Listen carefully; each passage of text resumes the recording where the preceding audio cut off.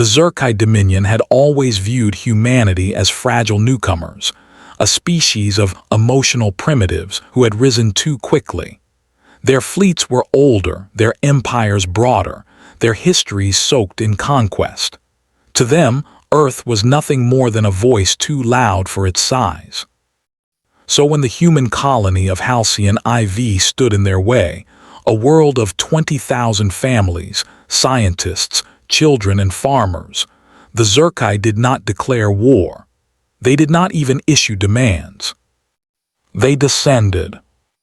Their cruisers darkened the skies, and their soldiers poured down in iron tides. Bombardments leveled cities. Entire settlements were burned to ash. Survivors were rounded up, and with grotesque ceremony executed before live hollow feeds that the Zerkai broadcast across the stars. "Weep, humans," the Zerkai High Marshal sneered into the camera. "Your grief is a child's toy. Know this, we strike not at your armies but at your hearts, and we laugh at both." And laugh they did. Alien throats croaked with amusement as human screams echoed across channels.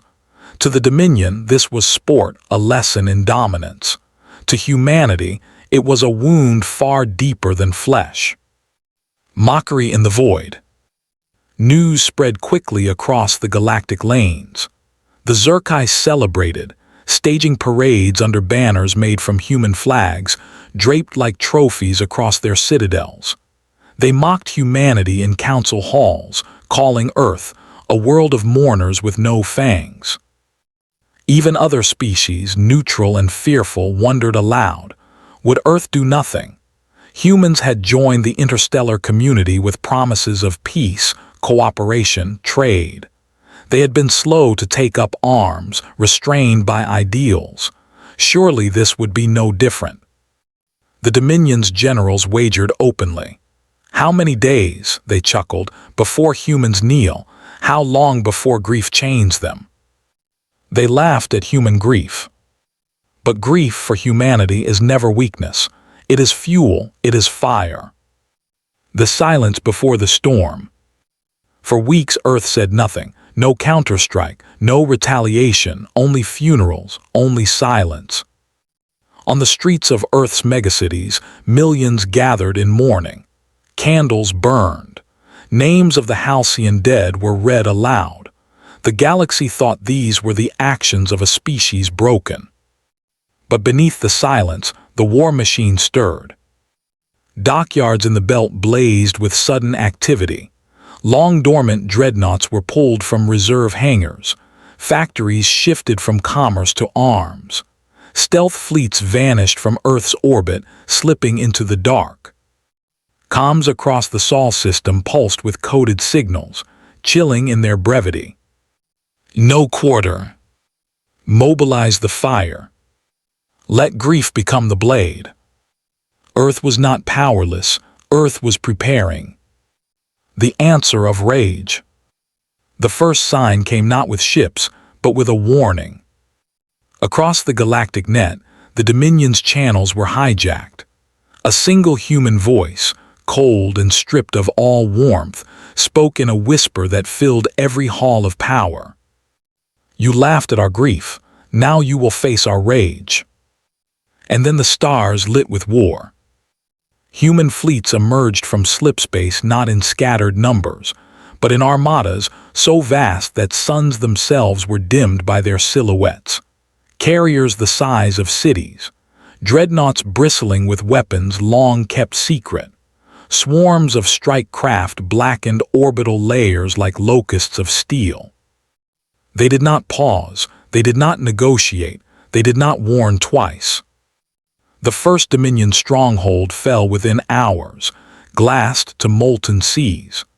The second was erased from orbit, its entire military grid silenced before its admirals could lift their hands from command tables.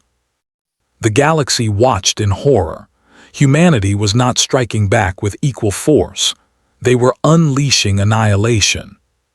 Storms of steel and fire.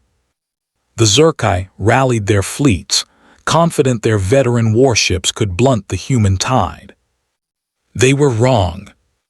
Human war doctrine was born not in pride but in survival. Every world, every frontier had once been a struggle against extinction, famine, plague, ice, fire, and war. Now that legacy bore fruit. Human dreadnoughts broke Dominion lines with cold precision. Their rail cannons split battleships in half with a single salvo. Orbital kinetic strikes hammered planets, igniting shockwaves that shattered continents. On the ground, human marines armored in exosuits that moved like storms fell upon entrenched garrisons. They did not falter. They did not bargain. They advanced like executioners.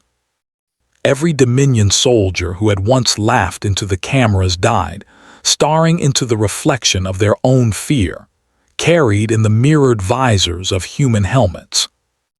Above, fleets carved through the void with biblical ferocity. Stars were eclipsed by burning wreckage. Gravity wells became graveyards.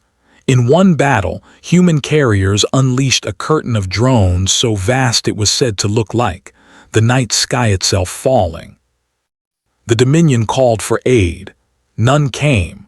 Neutral empires fell silent, unwilling to stand between Earth and its vengeance. The shattering of the Dominion. World after world burned. Cities that had once displayed human flags as mockery now lay silent, their alien stone melted into rivers of glass. The Zerkai High Marshal, the same who had laughed at Halcyon's suffering, was found cowering in the depths of his citadel. Humanity did not execute him on live feed. They broadcast something far colder. His citadel, still occupied by his loyalists, was lifted from orbit by gravitic tethers, dragged screaming into the upper atmosphere and dropped. The galaxy watched a palace, a symbol of arrogance, crumble to ash in a single flaming descent. There was no laughter now. Whispers in the ashes. And then, as suddenly as it began, it ended. The human fleets did not linger to claim territory. They did not garrison worlds. They did not demand tribute. They came for vengeance, and vengeance they took. When their rage was sated, they returned to silence. The Dominion was shattered, its fleets in ruins, its cities broken. Survivors crawled from rubble, whispering to one another in fear of what they had unleashed. Across the galaxy, species spoke quietly, in council halls and shadowed chambers. Never provoke Earth again. They remembered the silence before the storm. They remembered the voice that promised rage. They remembered suns blackened by human armadas. Human grief had been mocked, human rage had answered, and the answer was infinite. Final silence. On Earth the morning continued. Candles still burned, names were still read. Humanity did not cheer, they did not boast. For to them vengeance was not triumph, it was justice carved in fire. But in the far corners of the galaxy, among those who had once called humans weak, the lesson was etched forever into memory. Grief makes humans mourn, rage makes them gods of war. And so the stars themselves seemed to whisper. They laughed at human grief and were buried beneath human rage. The first strike came without warning.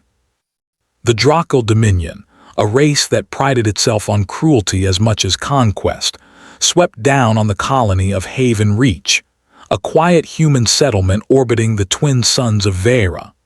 For decades, the colony had been a sanctuary of peace, home to families, artists, and farmers who believed themselves too far from any border war to fear danger. But the Draco did not care about borders. They hungered for demonstration, power shown through destruction. Their warships appeared like fangs against the stars, and with a single command they opened fire. Cities were burned, homes turned to ash, and the colony's meager defense fleet was shredded in minutes. Families huddled in shelters that collapsed in flame. The skies of Haven Reach bled red as orbital strikes rained mercilessly down. When the massacre ended, 10 million lives were erased. The Draco broadcasted their triumph across the galaxy. One of their generals sneered into the recorder, his voice a rasp of arrogance. Humans weep easily. Their grief is a weakness. Let them mourn this pile of ash. They will do nothing more. And across the stars, the Dominion laughed. The feast of mockery. In the days that followed, the Draco celebrated as if they had slain gods. Feasts were held on their capital world, vast halls echoing with cruel laughter as they replayed the destruction of Haven Reach for entertainment. They raised goblets of blood wine, boasting that humanity, the fragile newcomers, would never dare answer such savagery. Diplomats from neutral species sent cautious messages to Earth, urging restraint. "Do not escalate," they whispered. "Do not fall into war with the Dominion. You will lose everything." The Draco themselves spread propaganda across galactic channels. They mocked the funerals on Earth, showing mothers sobbing, fathers clutching ashes, children staring blankly at the stars. "Look at them," the broadcasts jeered. "The humans drown in their grief. They cannot rise from it. They are broken before the war even begins." The galaxy began to believe it. That Earth, though strong, was too civilized, too bound by diplomacy, too shackled by morality to answer brutality with brutality. But in the silence of human space, something far older than diplomacy was stirring. The silence before the storm. For 3 weeks, Earth did not speak. No declarations, no threats, no demands, only silence. The galaxy mistook this silence for weakness. They thought humans